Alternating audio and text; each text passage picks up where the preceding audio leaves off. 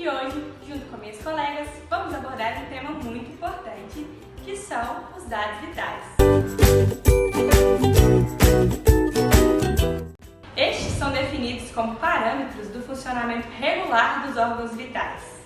Entre eles estão frequência cardíaca, frequência respiratória, pressão arterial, temperatura e dor. A frequência cardíaca é rotineiramente avaliada através do pulso radial, porém pode ser avaliada também através da artéria temporal, da artéria carotídea, da artéria braquial e outras. O limite de normalidade para um adulto varia de 60 a 100 batimentos por minuto. Em crianças menores, de 120 a 130 batimentos por minuto. Já em crianças maiores, de 80 a 100 batimentos por minuto. Outro sinal vital muito importante é a frequência respiratória, que nada mais é do que a troca entre gases, o oxigênio e o gás carbônico, entre o meio externo e o organismo. A gente avalia esse dado através dos movimentos de inspiração e expiração, contados dentro de 1 minuto. O limite de normalidade para esse dado em homem varia de 15 a 20 movimentos por minuto. Já em uma mulher, varia de 18 a 20 movimentos por minuto. Em crianças, varia de 20 a 24 movimentos por minuto. Já em lactentes, de 30 a 40. Para avaliar ambos os dados vitais, além dos equipamentos de proteção individual como luva, touca e etc., é necessário um relógio de pulso ou cronômetro do seu celular. Olá, meu nome é Natália e hoje nós vamos conversar um pouquinho sobre a ferição da temperatura corporal e da pressão arterial.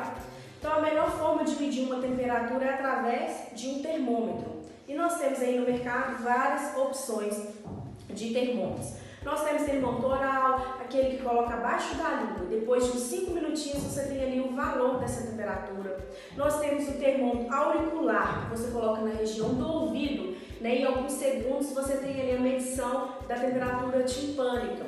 Nós temos o termômetro em forma de biquinho, chupeta. O pai coloca o bico na boca da criança e depois de alguns minutos tem ali o valor do lado de fora do biquinho dessa temperatura. Nós temos termômetros digitais, que são os mais comuns, fácil de manusear, né? Eu creio que cada um tem em casa, então tem vários modelos, né, específicos aí. Temos o infravermelho, que é o que está sendo bem utilizado hoje, né? Simples de manusear e ele não tem contato nenhum com o paciente, né? Ligou, aproxima sobre a pele ou sobre a testa, depois do bip tem o valor da temperatura corporal. Temos um termômetro aqui que eu trouxe só de amostra, né, o de mercúrio. Ele não é mais fabricado, não é mais comercializado, então quem tem aí o seu é só guardar de lembrança. Temos em terapias intensivas o esofágico, como se fosse uma sonda, passa pela narina e fica na região esofágica e mede continuamente essa temperatura através de um monitor. Então, assim, nós temos várias opções de termômetro. Então, qual é o perfil do meu paciente? Eu vou ali, vejo o perfil, escolho o material, está funcionante, está com a bateria ok, vou higienizar um algodãozinho mesmo com álcool, limpei, expliquei para o paciente o que eu vou fazer e vou colocar na região da axila. E ali eu vou aguardar a medição da temperatura corporal. Então, se a sua temperatura ficar de 36 a 37 graus, afebril, não tem febre. 37,8 a 38,9 é uma febre, uma hipertermia.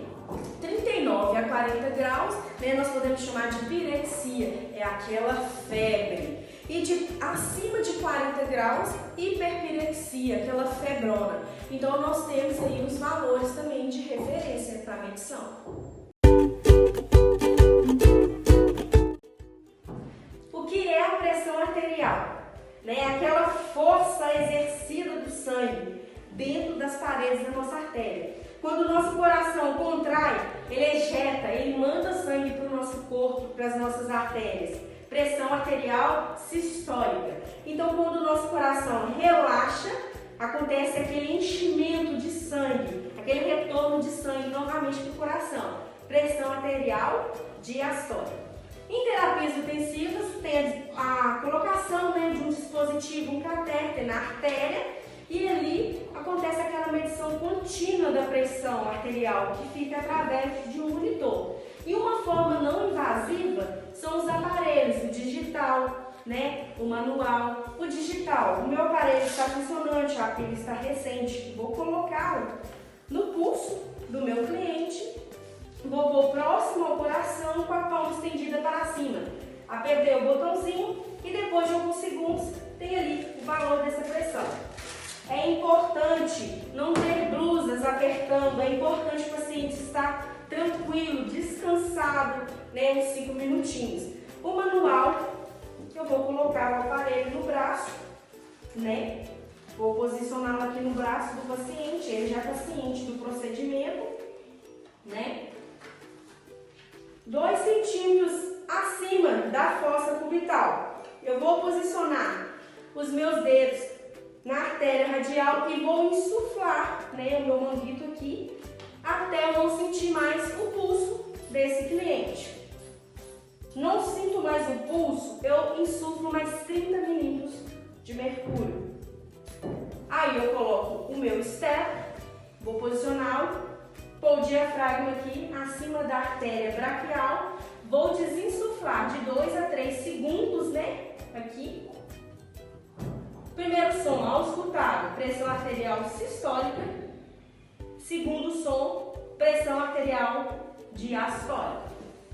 Vou retirar o aparelho e vou ver de acordo com a tabela. O meu paciente é um idoso, certo? Então eu vou verificar essa pressão dele de acordo com a tabela. Então existem valores. Se é uma pressão 120/80, é uma pessoa que está com uma pressão normal. Mas se a pressão está 130/90, precisa fazer um acompanhamento para saber o que houve com essa pressão.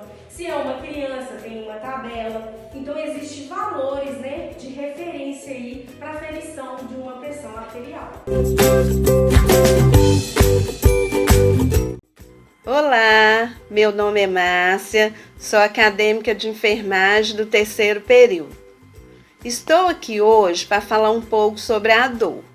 Atualmente, a dor é considerada um sinal vital tão importante quanto os outros sinais vitais.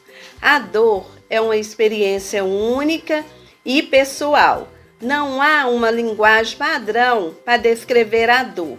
Ela pode ser extremamente difícil para doença avançada. Possui escalas de acordo com sua duração.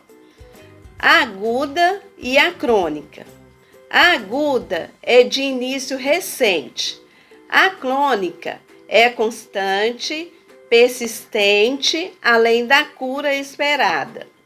O paciente, quando ele chega em uma unidade de saúde, seja numa UBS ou unidade de pronto atendimento, ele apresenta faces de dor, choro, gemido.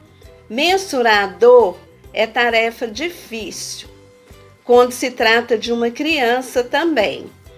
Por isso, existem escalas da dor que se apresenta como escala facial, que é usada geralmente em crianças.